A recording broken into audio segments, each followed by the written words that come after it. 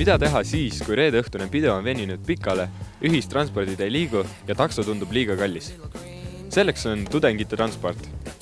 Siim, räägi meile sellest lähemalt. No, kes meist ei oleks, kelle auto on, kes meist ei oleks kunagi sõpru õhtul koju viinud. Ja meie seda teemegi, et kui und ei tule, siis sõbrad neile helistavad ja viime nad koju. Kui paljud inimesed on teadlikud sellisest võimalusest ja kui palju on keskmiselt väljakutseid ühe öö jooksul? Üks inimene tuleb umbes ära mingi 10 sõitu tuleb õhtul ära sõita. Et siis tuleb kõnesid 10–20, mõni kord on 2 inimest väljas.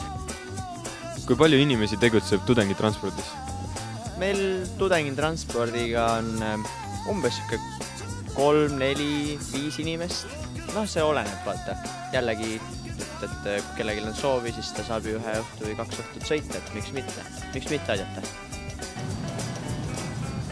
Mis hinnaga saaksin ma Mustamäelt kesklinna?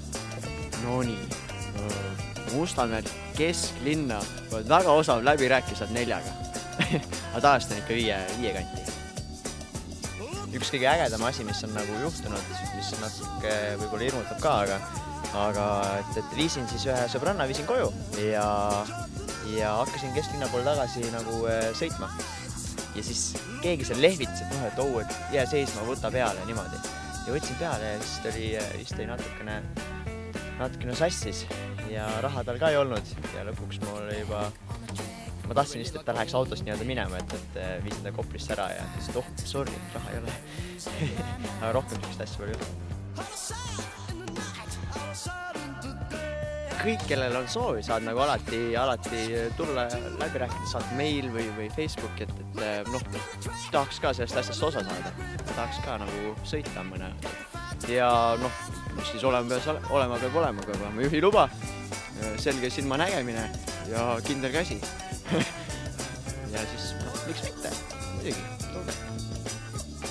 Lõpetuseks ma saan siis kaamerale öelda, et tudengitransport on väga sõbralik tudengiviis, kuidas saada õhtul koju. Et ikka ju, pigem annad paar kopikat sõbrale, kui et kuskile mujale. Näeme autos.